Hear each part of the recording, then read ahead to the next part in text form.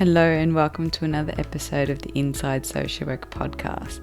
In today's episode, I interview Laura Rouhan, who's the co-founder and general manager of Friends for Good. Laura has a background in community development which spans over 15 years. And one of the things she's really passionate about is tackling loneliness. And we know that loneliness doesn't discriminate, and there's a lot of barriers for people admitting that they're lonely or they're missing human contact or they have nobody to talk to, and that's where Friends for Good comes in. So in this episode you'll get to hear a little bit about Laura's journey and the Friends for Good program, and if you want to get involved or you want to learn more about it, there'll be a link to the website in the show notes. So I hope you enjoyed today's podcast episode. Here is my interview with Laura Rouhan. Well, welcome to episode 14. I'm interviewing Laura Rouhan about the Friends for Good program. So Laura, the audience heard a little bit about you. Did you want to give us a bit more detail, anything we might have missed, and tell us about your role and what you're doing? Okay, sure. Thanks very much for having me. I'm looking forward to this conversation. So my background is I've been working for about 15 years in the community services sector. Academically, my background is in human rights and community development. But I started work in the community sector working with children and young adults with disabilities. And like many of us, I've tried a few other things as well. I've worked in aged care, residential, and community-based care. Went to uni, left uni, went back to university again. And now I'm involved certainly as a co-founder and general manager with Friends for Good. And my day job is I manage a neighbourhood house here in the western suburbs of Melbourne. Wow, that's a lot that you're balancing. Trying to. And I will probably pick your brain at the end about some sort of self-care tips and how you separate some of those things that are consuming hobbies that have become a full-blown organisation in itself and your day job. Yeah, absolutely. I'm happy to discuss that. I might get some tips myself. So tell us about the Friends for Good program. Okay, so Friends for Good was established in 2016. So Patricia Laurie and my co-founder and I, we had worked together in a community service organisation, and we were working with seniors and adults with disabilities with the sort of main cohorts. And we kept on hearing a lot of interesting things from people. We kept on hearing people telling us that they were lonely. They wouldn't necessarily use the word lonely, but that was certainly the feeling that they were describing and the experience that they were having. Many of these people that we were working with were very well socially connected and supported in their communities to be connected. Because as we know, sometimes as we age or due to the nature of disability or where we live, we might need some assistance to get out and about to engage in social activities. So we were basically hearing from a group of, shall we call, well-resourced individuals that they weren't getting enough social contact. Floated around a few different jobs after that. And again, it was a theme consistent from working with diverse groups within the community around the importance of social connection and being able to have that connection. Things like, I really love coming to these events, or I love this place, I get to talk to people. So Patricia and I did a bit of the classic, someone should do something about this style pondering. And then we said that, well, you know what, let's back ourselves and let's bloody do it. Why don't we be the someone? So our initial conversations around starting an organisation were very different from where we are today. We've certainly learnt a lot on the way. I'm one of those big picture people, and Patricia's very much a detail person. So she certainly has many years experience in the community services sector at CEO levels, operationally, has done some fantastic work herself as well. So combined with our skills, we were very methodical about what we were looking at. And we thought simply, why don't we start an organisation that's based around the issue of loneliness? And here we are, Friends for Good, 3 years later down the track. And we're doing work in that space to raise awareness of the issue, to educate ourselves and others about the issue. And one of the things that we focused on very early was addressing gaps in services. So looking at what we could do based on the knowledge that we were gaining from a research base about loneliness, to actually put some initiatives in place to support people in our community who maybe want to limit the impacts that loneliness might have on them, or just connect with somebody. What were some of the gaps that you identified in that area? So one of the main things, perhaps one of the main things that we know loneliness doesn't discriminate. So it doesn't care how good looking you are, how rich you are, where you live, what you do, even how many friends you have. It doesn't discriminate. So a lot of services run between 9 and 5, and there's a lot of reasons why that is the case. However, I mean, I don't know about yourselves or any listeners here, but I've certainly felt lonely in my life, and it's a normal, natural thing to experience. But it wasn't really a 9 to 5 thing. There was not really, I've never encountered a service that was just around understanding my experience of loneliness and supporting me with that. So our first service is Friendline, which is just a telephone chat service. So it's not a counselling service or a crisis service. It's literally a national phone service that people can call just for a conversation. So we talk to people from all over Australia. We have trained, supported volunteers who do that. And it's literally just a conversation. And from having regular callers, we've been able to really see firsthand, as it were, the positive impact that we've been able to have just by providing a connection to somebody. So that was a good example for us of a gap in a service. Sometimes people find out about our services from groups like Beyond Blue or Men's Line or crisis telephone services, because people are making phone calls to them thinking, well, I know someone's going to pick up the phone here, whereas it's not fitting in the nature of that crisis service, as you could imagine. I have friends that work at community legal centres, and they'll have people that just ring them often that they know, have come to know, because they know they'll have a conversation. However, they don't have any, they're not currently engaged with that community legal service. So they're not really able to spend time just generally conversing with someone. But where do they refer somebody to just for a conversation and a bit of connection? That's really interesting to see that. I like your point about loneliness doesn't discriminate, and how you can be well resourced but also feel lonely. Like, they're very different things, I imagine, being alone and being lonely. Yeah, so people often say, I talk at libraries or all sorts of places. I just talk. You'd certainly ask my family; they'll vouch for that, and my wife. But people say to me often, "Oh, Laura, but I really like my own company. I like being alone on my own." And I'm like, "Good luck to you. I don't know how you do it, because there's always someone in my place." But there's quite a difference, and it's important to us that we make a distinction between things like social isolation and loneliness. And having an understanding of loneliness. The first thing to understand, aside from the fact that it doesn't discriminate, is that loneliness is never desired. So sometimes you might think, oh God, wouldn't it be lovely just to be at home an hour before everybody else got home, and I can just do whatever you want to do, just have that alone time.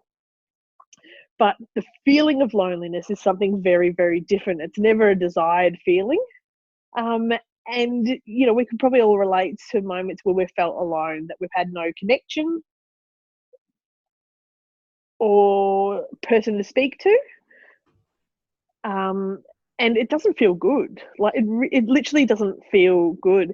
And it's, you know, when we talk about some of the debriefing that we have with our phone service, it's difficult to hear stories about intense loneliness, because emotionally they're very challenging. You know, people are describing things to you, and the more you come to learn, and through case studies of loneliness, it's difficult to hear about. It doesn't feel good. So yeah, that's almost like a very sort of a basic way of breaking it down that I think is really practical and maybe relatable. Yeah, I think your bit around it's not a desired feeling really captures that difference, because I can definitely empathize with that. Oh, it's great to have a couple hours at home to yourself or away from work, where you want to just kind of recharge. And I think people might misunderstand that. I like being alone and recharging to chronic loneliness. Yeah, you know, I'm an outgoing person, but I also I don't know, the older I get, some days I feel about 4 times my age, but the older I get, the more I am open to sort of solitude. And yeah, so, as I mature as a person, I have a different relationship with being on my own. And, for me, that's largely about self-care and, how I apply that and how I know myself. So, sometimes at work, I just love shutting the office door. It doesn't stop people from coming in, but, it's a bit of a signifier. Just need a bit of space, or, you might be on the phone or something really practical like that, but can really make a difference in your day. So we think it's important that people understand that loneliness, we're talking about the subjective feeling, about the gap between a person's desired level of social contact and their actual level. So we think about cliches as well, like, oh, you can feel alone in a room full of people. And that's kind of edging a bit more to sort of social isolation. You might think, I don't know anybody in this room, so I don't have a depth of connection with someone. And that's what we're talking about with loneliness and reaching out to people. Social isolation's, again, an objective measure of the number of contacts that people have. And it's about quantity, not quality. So a good example of that is a friend of mine has recently gone back to work from parental leave. And as part of her transition, but, all of a sudden she's a full-time working, high-achieving young woman, and she's at home all day staring at this tiny human being going, I don't know what to do. And so for her, a bit of social contact was around, she made a pact with herself, okay, every second day I'm going to have a coffee at my local coffee shop. So I don't care how we get there or what state I'm in or how good my hair looks, but I just am going to have that coffee around other people. So I'm feeling a bit less socially isolated.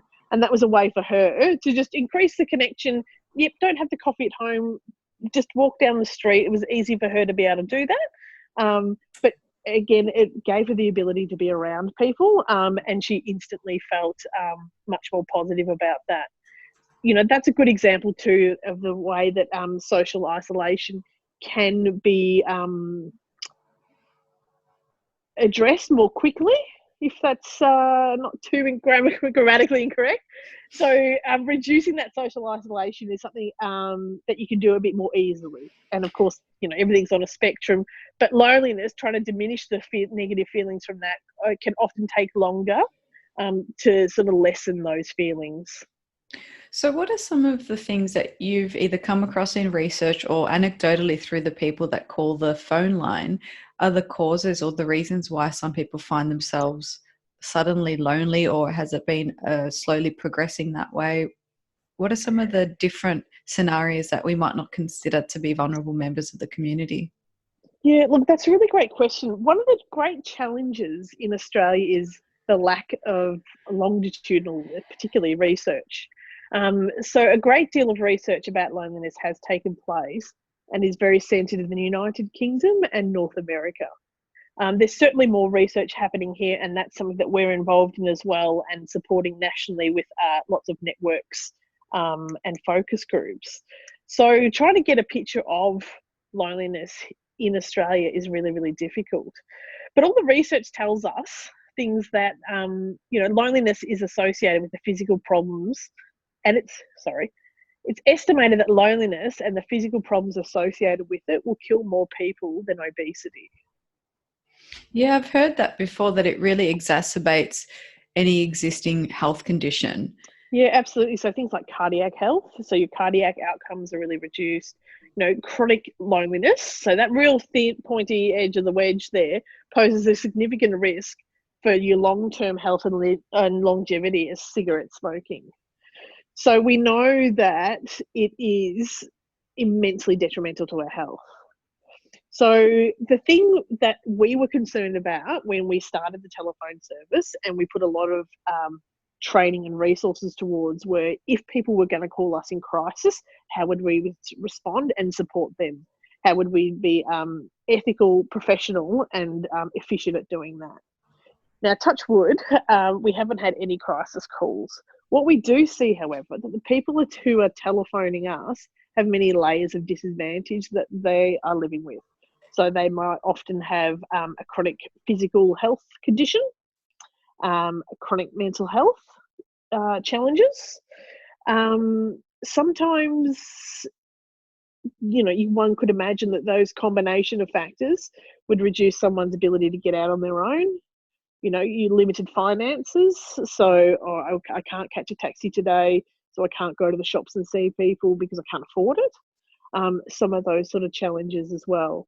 We're certainly speaking to more men than we are women, which is really great because, anyone who's worked in the health service certainly seen campaigning around mental health and preventative strategies, which is really the space that we're in a sense, for men can be very, very challenging. However, they're very happy to call us and have a chat. Perhaps it's the anonymous nature of that makes it more accessible to them. I'm not sure. However, this could all change next week with the calls that we get. So we're speaking to a lot of basically middle-aged men, but anybody calls us. So we might have calls that, look, I'm a 20-something-year-old person. I've just had a terrible day at work. I just wanted to talk to someone about it. I just want to talk about something. Just want to have a chat with someone who doesn't know me. I can just kind of leave it there and sort of park that conversation, if you will. Certainly a range of ages of people that we speak to. And often people, do have close family members. But, I think sometimes we are hesitant to talk to a family member. There's certainly a lot of stigma that surrounds loneliness and saying, hey, I feel lonely or I have been lonely. And I think, that can be quite problematic when we're sort of trying to address it head on with people and talk about it. A lot of our callers don't even say explicitly use the word loneliness as well.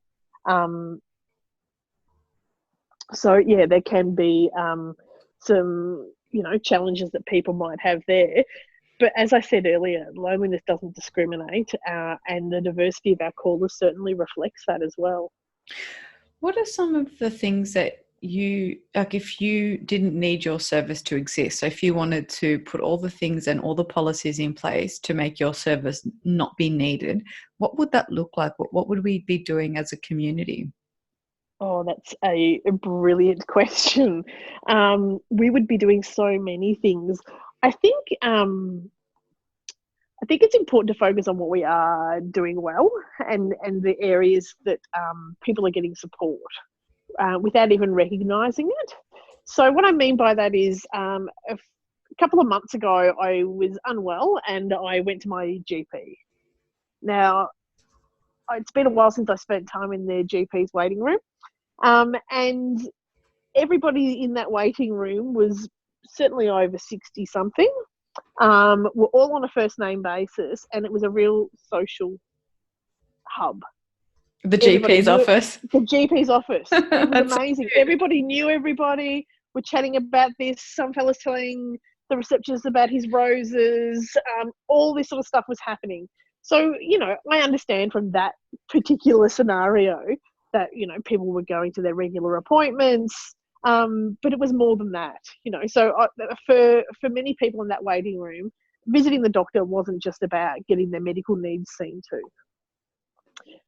We prioritise our physical health, but we do so over our mental health, and don't realise some of the connection that we get from different places at different times. So, an elderly woman I worked with said to me, the postie doesn't even come every day anymore.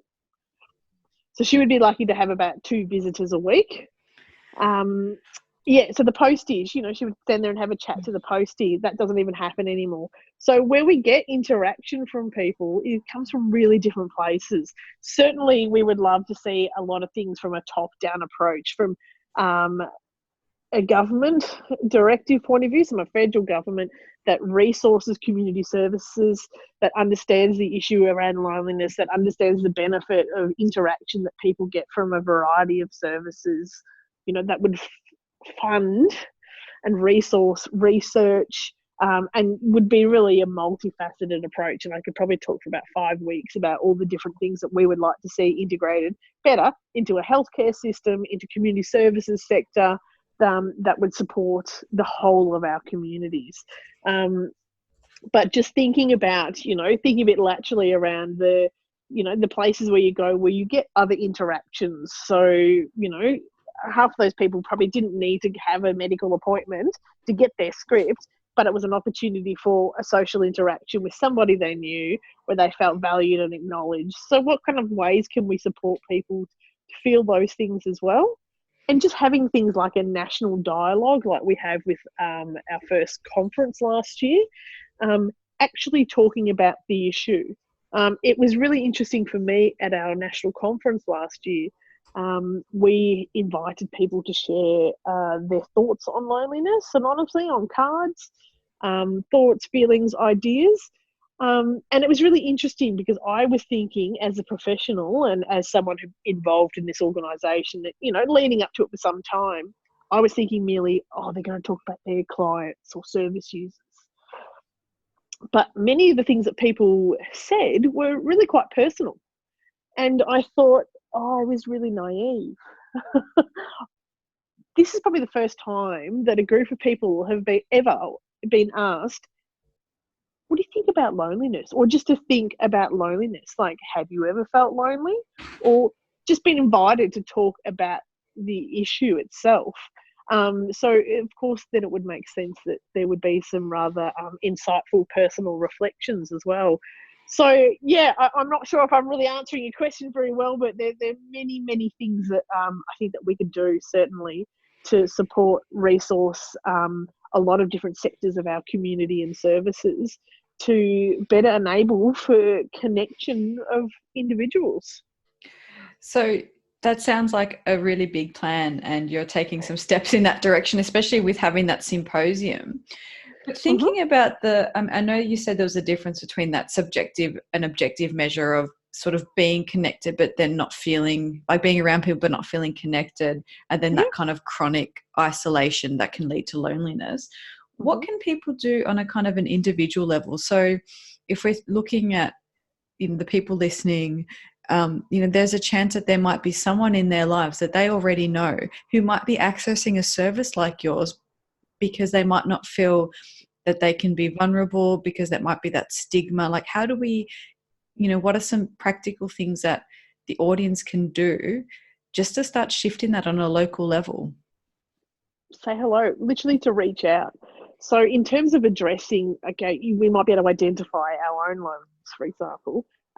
Certainly the research suggests that we concentrate on the relationships close to us and solidifying, if you will, those relationships, and then looking to branch out. So shore up what you already have. I would just tell people to reach out. One of the most successful things we did also at the conference was to have, a volunteer suggested we get postcards and we put a stamp on the back and encourage people to send, if there's someone you haven't spoken to for a while or who would like to get a bit of mail, send them a postcard. I don't know about you, but all I ever get in the mail are bills and advertising rubbish. I love getting postcards. I've got a whole box of them, and I have a few friends that I don't care that you're only going away for 3 weeks. They know I love a postcard, and it makes you feel so special. Last time I sent a postcard, I was back in the country for 3 weeks when it arrived. It was rather hilarious. I've had a few of those. Yeah. When I was a child, I grew up in country Victoria, and I used to write letters to my great-grandmother who I grew up with. Now, she lived about a 40-minute drive in town. But we used to write letters, and I still have those letters, and I look at them, and it's a lot about me talking about the weather as like an 8-year-old, and my baby brother, my 30-something-year-old baby brother now. And they're things that I keep, and, I have a connection to those, but it's really exciting. Every now and then I'll send something to my niece and nephew, and their understanding of the mail is really different. They're like, oh, did Dad get something from Amazon? And I'm like, no, I sent you something, mate. He's like, oh. So they just think you should buy things on the internet and then they turn up. And I'm like, no, you can write to people as well. And they're like, oh, like a text? And I'm like, yep, like a text. So I just suggest for people just to reach out. If there's somebody that they know, then say hello. If they think, oh, I haven't spoken to that person in a while, just literally reach out to them as well. I think that's a really nice one. Like I remember listening to, I was at one of the social work breakfast for International Social Work Day, and we were talking a little bit about loneliness and connecting, and even just challenging people, like the next interaction you have with someone, instead of sending a text or an email, just pick up the phone, or if they're in your office building, walk over to their desk. Yeah, just walk over to the desk. So it could be just kind of one-upping those interactions. And even if it's a friend you haven't spoken to for a while, it could just be calling. If you get their voicemail, just say, hey, we haven't chatted in a while, just checking in, thinking of you. Because sometimes the world works in weird ways where every friend that I've done that with, it's kind of like they've almost needed that at that time. And there's never a wrong time to kind of just reach out and say, I'm just here for you. Absolutely. Look, as I said, I grew up in the country, and so one of our favourite things when we were kids was to go visiting. So you would just, I don't know, drop in on someone basically. Might have morning tea or something like that. But when you were kids, it was like, oh, cool, we get to get out of the house, and there's probably going to be cake there. So don't underestimate the value that food has in bringing people together as well. In your workplace, it could be something as simple as, you might be going to make a coffee.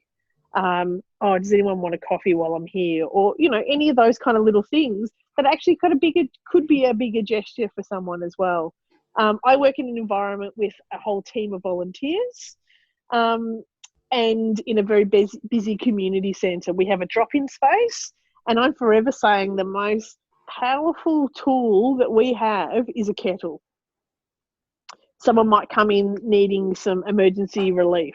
They might come in asking for a toilet. They might just wander in saying, oh, what do you do here? They might come and attend a class. But the minute you put that kettle on, it buys you a bit of thinking time, so how you might respond to somebody's needs or your perception of their needs. But, it kind of slows things down. Oh, no, you don't have to leave. Have a cuppa. We'll see what we've got for you. Or, sure, here's some information about what we do here. We just put the kettle on. Would you like a cuppa? And, that's where all that connection has. Similarly with volunteers as well, that, a large part of volunteering is not just giving of your skill and receiving that satisfaction as well, but it's an ability to form new relationships, friendships, and whilst contributing to a cause that obviously is something that you're supportive of as well. It sounds like some really good ideas. So hopefully our audience members are taking note, and don't forget about the humble kettle. It is the most powerful tool, and I think perhaps maybe even for a social worker, it may be the most powerful tool you have at times. Absolutely. I like it really for that thinking time, and I can be right. I'm triaging what's happening, but yeah, I'm also it's an open, warm, inviting gesture to someone to share some time together, which is really just what people want sometimes. Yeah, I think it definitely goes a long way.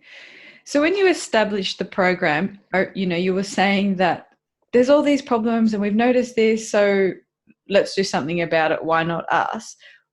What are some of the challenges you faced in getting essentially a whole program, a national program, up and running from the ground up? Fortunately, we had some experience in different levels and over different times of forming organisations. So things like that high level governance and some of those more formal technicalities of developing a board, policies, registering a charity, all those sort of processes. We had resources and support there. So we had contacts, and we had a very good sense of what we were doing. We did early feasibility studies. We looked at what organisations were out there. We looked at where the gaps were, and at constantly refining what is it that we actually want to do. What's the issue, or what do we want to hang our hats on this? And then came up with loneliness. Like any not-for-profit organisation or charity, funding is an ongoing challenge. So at this stage, we're completely reliant on donations. Time management is something that is really important, and I think that's like a lifelong learning for most people, certainly for me. So managing things like, we had to recruit board members, we had to write position descriptions, we had to think of what we were going to call the organisation. We had some very terrible ideas that we were convinced were brilliant and we are so amazing. Oh my God, everyone's going to love us. And then we would sound it off someone whose opinion we valued and were immediately shot down. And yeah, we realised we weren't maybe as fantastic as we thought. I think we're still fantastic, by the way. So being able to have a good team around us to be a strong sounding board for some of those things was really, really valuable and hugely important. But definitely at this stage, I would certainly say the time management has been really challenging. So whether it's things like, recruiting, screening, training volunteers, certainly that's a very involved process and a very important one, but it all takes time as well. So sort of doing that after hours, making things work, getting the most out of the 24 hours you have in the day has been very challenging. Learning how to delegate things and match people to the skills that you need them to have. Yeah, it's certainly a process, and that's definitely an ongoing learning for me as well. So juggling that with, full-time work and a busy home life. I'm just trying to think if I was... Did you ever want to give up? Like, did it ever get just so messy and so complicated that you thought, maybe this isn't going to happen? There have been a couple of times where I have openly said, what the hell are we doing? But I think for us, we're pretty stubborn women. So, and we have a very, very strong conviction and commitment to what we're doing because we know that it's so important. We know firsthand from the experiences of my own experience, from the experiences of others that we're hearing about, from the more and more research that we do, that this is a huge issue that we cannot afford to overlook. And we are capable of responding to this in a thoughtful, meaningful way. So our own stubbornness and resolve kind of gets us over that, what the hell are we doing, pretty quickly. And it usually goes on to, we just need to go and buy ourselves a nice drink and we'll be fine. Yeah, we definitely need to go out for a drink because that's what we're doing wrong. We're not having enough fun. And, this is the way we talk to one another at times behind the scenes. So, yeah, just making sure that we're supportive of each other and that we do, set things up in a way where we are able to delegate and take a break as well. I'm just trying to think. I may have also, I think when we just started, I just finished studying full-time as well. I went back and did my master's online full-time and was working full-time and juggling a family as well. So it was sort of in that stage. I was like, look, you know what? I've taken on so much in the last couple of years. That's coming to an end. I might as well just keep going and plough ahead and let's start a national organisation. So I was very deep in the mindset of, I'm already doing a lot. Let's just keep going with that, for better or worse. It sounds like you wouldn't have been able to do that had you not really refined that kind of vision and value. So having that really clear, okay, this is it, it's loneliness, and having those feasibility studies and understanding the gaps. Because one thing I can see some people doing is not being specific enough, and then just not, it's hard to then put in place all those other things if you don't know exactly what it is that you're going to have a direct impact on. Absolutely. And that was so important to us because we didn't want to duplicate anything. Now I'm having flashbacks of, we practically had spreadsheets of organisations, types of organisations, like a further refinement of the issue, or it took us a long time to actually boil things down to loneliness. And that was through research as well. And no, but what are we actually talking about here? Are we talking about a lack of access to community-based services? Are we talking about a medicalised approach to something? Lots of different things went back and forth. And lots of different, really big picture stuff to some more sort of nuts and bolts.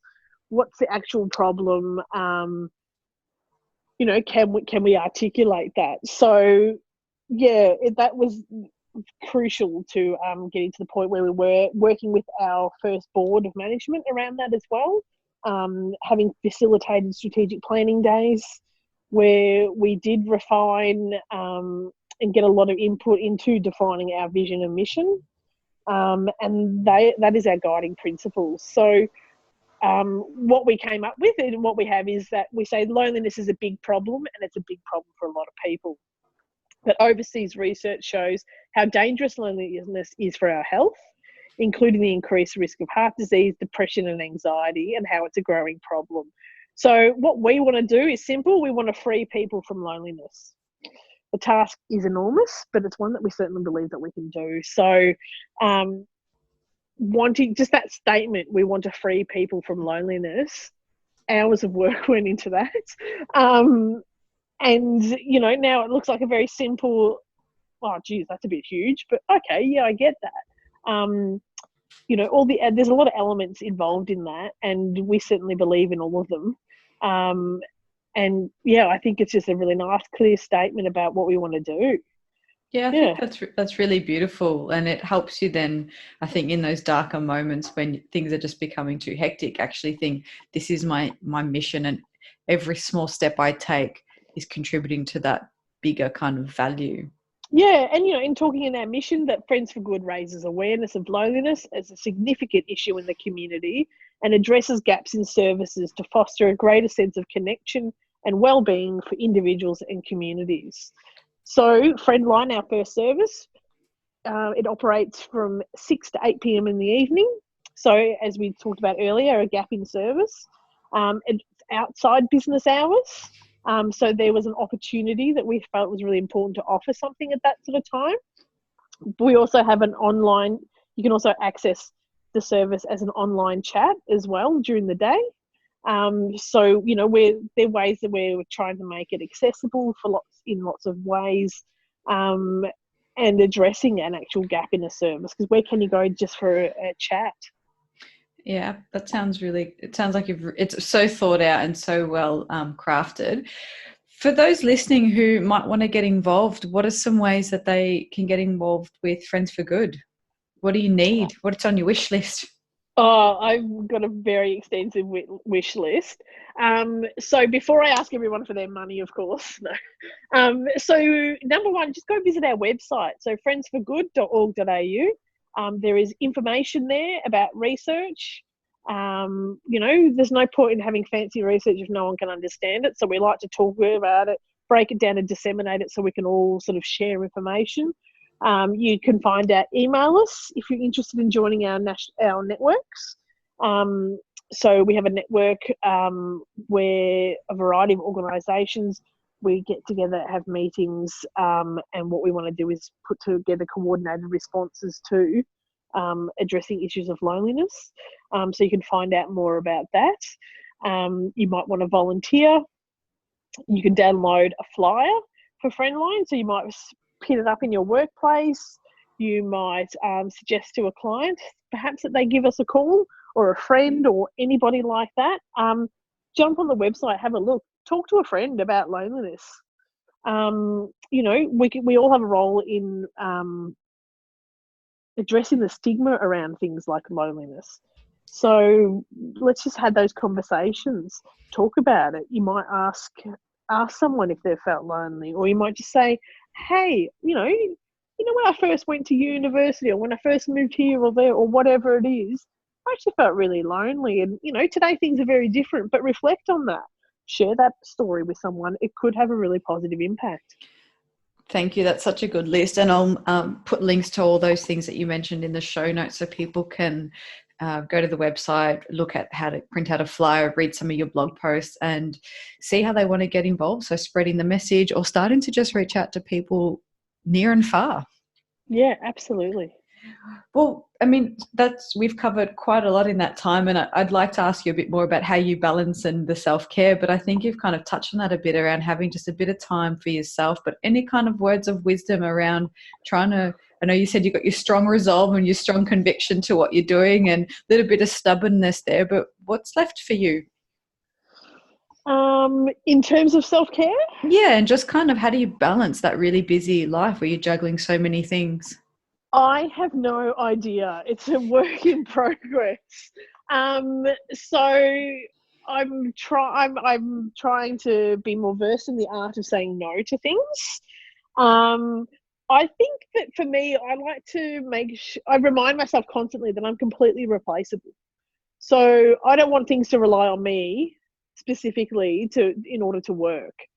We all bring something different to the table, and there's richness in that. So whether it be making sure I document a system so I can recruit a skilled volunteer or mentor a volunteer into a particular position or responsibility. You know, things like that, and those are really practical kind of sense of the things.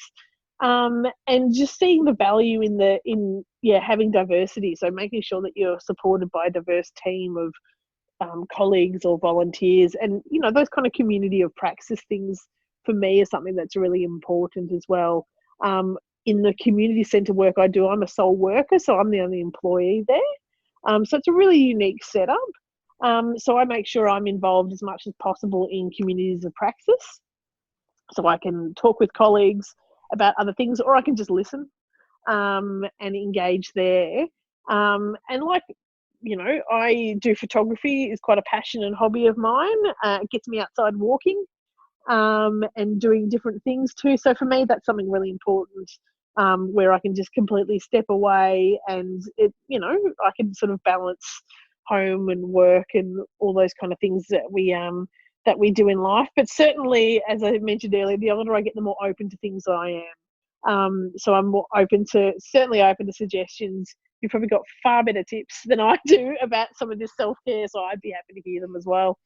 No, I think I really liked your bit of saying no, because that's a really hard boundary for some people to put up. When you're a helper in a helping profession, you're often working with vulnerable people and you want to help friends and family or give ideas, and sometimes you just can't.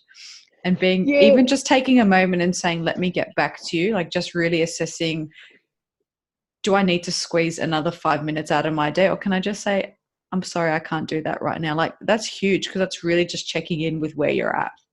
yeah, and I find it interesting. One of my first lectures at university for community development, our teacher had said, "Look, if you're here to save the world, go to next door and be an engineer."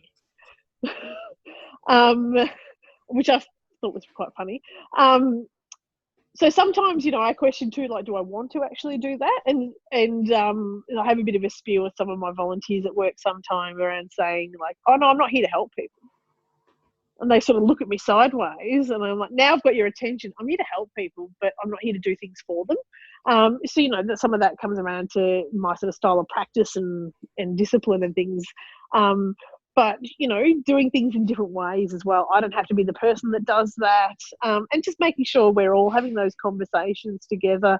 As you said, giving yourself space, going, actually, that's not something that I'm very good at doing, or I don't know a lot about that. Perhaps you could ask somebody else, or suggesting someone else that they get assistance from, or whatever it might be. We don't have to always have the answers, and it's difficult, as you said, when we're in those helping professions, and we're the kind of people who want to help and support others, personally as well as professionally. So where do you draw those boundaries? Can be really challenging, but really important to ask the questions of ourselves. Absolutely. And that's a really nice, I guess, a note to kind of end it on. Thank you so much for going through all that detail around loneliness and your program and what people can do on an individual and community level. I think it's a really topical conversation, and I think it's really interesting to see the difference between people accessing services for mental health support when really it's wanting a chat, and how that need going unmet can actually then lead to a mental health problem. So I can see that there's a real link between those services, and we're not doing enough on that prevention end. So very Absolutely. much identified a big gap in the market there. Certainly have. And thanks so much. So I'll put all those notes up onto the website, into the show notes, so people can access the flyer, have a bit of a chat about loneliness, check out your website. Thank you so much. My pleasure. Wow, what an amazing human. The work that Laura has done is absolutely incredible. So I encourage you to have a look at the website and think about what you can do as an individual to help address loneliness. Is it picking up the phone and calling someone instead of sending a text? Is it getting to know your neighbours a little bit better? How can you contribute to this cause, to this fight? So thanks for listening to another episode of the Inside Social Work podcast. Please get in touch, check out the Facebook group, send me a private message. You can contact me via email. You can go to the website. I really love to hear what you're up to, what you're aspiring to as new social workers or as more experienced social workers. We get a lot of varied listeners on this podcast, which is really awesome to hear. I always read emails, so if you've got some ideas for an episode, if you've got any questions, get in touch. I'd love to make this as relevant to you as possible. Have a great day. Bye.